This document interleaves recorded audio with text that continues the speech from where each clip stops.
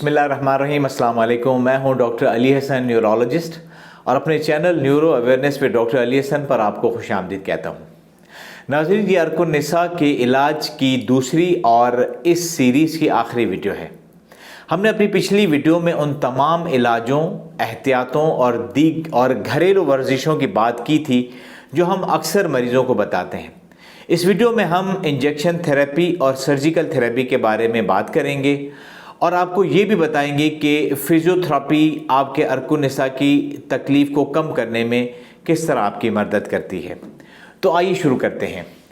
Physiotherapy का अर्कुन्निसा में बहुत रोल है। एक काबिल और तजुर्बेकार फिजियोथेरेपिस्ट कई तरीकों से आपकी दर्द की तकलीफ़ में आराम दिला सकता है। मसलन वो आपको एक्सरसाइज या वर्जिश करवाते हैं जिससे आपके दर्द में कमी होती है। वो आपकी कमर में ठंडी या गर्म सिकाई के ज़रिए आपके कमर के दर्द में आराम दिला सकते हैं। वो आपको टेंस थेरेपी देते हैं। ये अमूमन टांग में कुछ पॉइंट्स पर हल्का हल्का करंट लगाया जाता है जिससे टांग के दर्द में कमी वाक़ा हो सकती है। जहाँ ज़रूरी हो फिजियोथेरेपिस्ट वहाँ पर मसाज भी करते हैं ताकि पट्ठों में खिंचाव में कमी आ सके। इन तमाम फिजियोथेरेपी की टेक्निक से अमूमन कई मरीज़ अपनी तकलीफ़ में बेहतरी महसूस करते हैं, लेकिन याद रखिए कि ये कोई 1-2 दिन का प्रोग्राम नहीं होता। ये 2-3 हफ्ते आपको लगातार अपनी फिजियोथेरेपी करवाते रहनी पड़ेगी। अब हम आते हैं इंजेक्शन थेरेपी की तरफ। नाज़रीन, एक वक्त था जब मरीज़ों को दवाइयों और फिजियोथेरेपी और दीगर इलाजात से फ़ायदा नहीं होता था तो उसे सर्जरी तजवीज़ की जाती थी, लेकिन अब ऐसा नहीं है। बावजूद तमाम इलाजों के जो कि हम डिस्कस कर चुके हैं पहले, तो उसे ये इंजेक्शन थेरेपी तजवीज़ की जाती है। ये एपिड्यूरल स्टीरॉयड इंजेक्शंस होते हैं। उसमें आपकी कमर के अंदर जहां आपकी डिस्क आपकी नस को दबा रही होती है वहां इंजेक्शंस के ज़रिए स्टीरॉयड्स वाली दवाई डाली जाती है। ये इलाज काफ़ी कामयाब समझा जाता है और इसमें तकरीबन 70 से 80% मरीज़ अपनी तकलीफ़ में बेहतरी महसूस करते हैं। लेकिन ये फ़ायदा सब मरीज़ों में यकसा नहीं होता। कुछ को फ़ौरन फ़ायदा होता है, कुछ को 2-3 दिन में और कुछ को 2-3 हफ्तों में। बहुत कम मरीज़ ऐसे भी हैं जिनको बिल्कुल फ़ायदा नहीं होता। और जहाँ तक इस बात का ताल्लुक़ है कि ये फ़ायदा कितने वक्त तक रहता है, इसका जवाब ये है कि अमूमन 3 से 4 महीना। इसलिए अगर ऐसे मरीज़ जिनको 3 से 4 माह गुजरने के बाद फिर दर्द शुरू हो तो ऐसे मरीज़ों को साल में 2 या 3 दफ़ा ये इंजेक्शंस ले लेना चाहिए। कुछ मरीज़ ऐसे भी हैं जिनको कई सालों तक दोबारा इंजेक्शन की ज़रूरत नहीं पड़ती। अब सबसे अहम सवाल ये है कि ये इंजेक्शन कौन लगाता है। मेरा अपने मरीज़ों को ये मशवरा होता है कि ये इंजेक्शन उन लोगों से लगवाएं जो इसके माहिर हैं। हमारे पास एक नई स्पेशलिटी आई है जिसको हम पेन मैनेजमेंट वाली स्पेशलिटी कहते हैं। ये लोग दर्दों का इलाज करते हैं और वो इस तरह के इंजेक्शन लगाने में माहिर होते हैं। अब हम आते हैं आखिरी इलाज की तरफ जिसको सर्जिकल थेरेपी कहते हैं। अक्सर मरीज़ हमारे पास MRI लेकर आते हैं और पूछते हैं कि उनको किसी और डॉक्टर ने ये कहा है कि आपको सर्जरी करवानी होगी।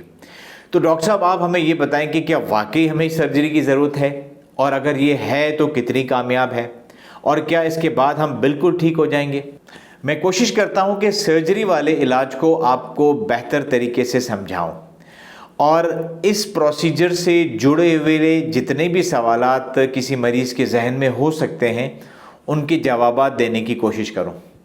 पहले तो ये समझिए कि अगर आपको अर्कुन्निसा की वजह से दर्द है और आपका MRI ये दिखा रहा है कि आपकी डिस्क स्लिप हो गई और वो आपकी नस तो दबा रही है, तो ये इन्फॉर्मेशन काफ़ी नहीं है कि आपकी सर्जरी की जाए।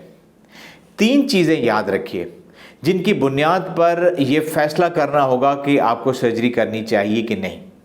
इनमें से 2 हालतें तो ऐसी हैं कि जब किसी मरीज़ को वो हों तो कोई दूसरी राय नहीं होती, फ़ौरन कहा जाता है कि आप सर्जरी करवाएं। उनमें से एक तो ये है कि अर्कुन्निसा के दर्द के साथ साथ आपकी किसी एक या दोनों टांगों में शदीद कमज़ोरी आ गई है और आपको चलने फिरने में दुश्वारी हो रही है। اور دوسری حالت یہ ہے کہ مریض کو عرق النساء کی تکلیف کے علاوہ اس کا اپنے پیشاب اور پخانے کے اوپر کنٹرول ختم ہو گیا ہے۔ جبکہ تیسری صورت یہ ہو سکتی ہے سرجری کے لیے کہ آپ نے تمام علاج کیے، فزیوتھراپی کی اور باقی آلٹرنیٹیو میڈیکیشنز بھی آپ نے لے لیں، ٹائم گزر گیا، مہینہ 2 مہینہ گزر گیا اور آپ کو کوئی فرق نہیں پڑا، ایون آپ نے انجیکشن تھراپی بھی لے لی، پھر بھی آپ بہتر نہیں ہوئے، تو پھر اس صورت میں بھی آپ سرجری کی طرف جا سکتے ہیں۔ عرق النساء کی سرجری عموماً بڑی سرجری تصور نہیں کی جاتی، زیادہ تر مریضوں میں ڈسکیکٹومی کی جاتی ہے، جس میں آپ کی ڈسک کا وہ حصہ جو باہر نکل کر آپ کی نس کو دبا رہا ہوتا ہے اسے کاٹ دیا جاتا ہے تاکہ نس پر سے پریشر ہٹ جائے۔ جبکہ کچھ مریضوں میں لیمینیکٹومی کی جاتی ہے، جس میں ریڑھ کی ہڈی کا کچھ حصہ کاٹ دیا جاتا ہے، اس سے بھی نس پر پڑا ہوا پریشر ہٹ جاتا ہے۔ اور اب آخر میں ناظرین میں 2 متس کا ذکر کروں گا جو ہمارے معاشرے میں پائے جاتے ہیں۔ ایک مت تو یہ ہے کہ اکثر لوگ یہ سمجھتے ہیں کہ اگر آپ کو عرق النساء ہے تو آپ کو لازماً فرش پر یا کسی سخت چیز پر سونا چاہیے۔ ناظرین ایسا بالکل بھی صحیح نہیں ہے، بلکہ کئی مریض تو یہ شکایت کرتے ہیں کہ ڈاکٹر صاحب ہم اس طرح کرتے ہیں تو ہماری تکلیف کئی گنا بڑھ جاتی ہے۔ میری اپنے مریضوں کے لیے یہ ہدایت ہوتی ہے کہ آپ کوئی سا بھی بیڈ استعمال کریں، بس صرف یہ دیکھیں کہ اگر آپ ایئر میٹرس پہ سو رہے ہیں، آپ چارپائی پہ سو رہے ہیں، آپ گدا لگا کے سو رہے ہیں، یا آپ زمین پر یا تخت پر سو رہے ہیں، جہاں آپ کو لگے کہ آپ کو وہاں سونے سے کمر کی درد میں اور عرق النساء کی تکلیف میں اضافہ نہیں ہو رہا بلکہ بہتری ہو رہی ہے، کم سے کم جتنا ہے اتنا ہی رہتا ہے، تو پھر وہ والا بیڈ آپ استعمال کریں۔ دوسرا مت یہ ہے کہ کچھ مریض اپنی ٹانگ کی خون کی نالی میں سے یا تو سرنج کے ذریعے خون نکلواتے ہیں یا پھر وہ وہاں پر کٹ لگوا کر خون بہاتے ہیں۔ مجھے نہیں پتا کہ اس کے پیچھے کیا سائنس ہے، کیونکہ کئی مریض اپنا تجربہ شیئر کرتے ہیں کہ ڈاکٹر صاحب 1 یا 2 دن کے لیے ان کو فائدہ ہوا، پھر وہی درد شروع ہو گیا۔ تو ناظرین یہ تھی ہمارے عرق النساء یا شیٹیکا کی سیریز کی ڈسکشن۔ میرا ارادہ ہے کہ کمر درد اور عرق النساء سے ملتی جلتی 2-3 اور بیماریاں بھی ہیں، ان پر ضرور ویڈیو بناؤں۔ اس وقت تک آپ اپنے پیاروں کا اور اس چینل کا خیال رکھیے گا۔ اللہ حافظ۔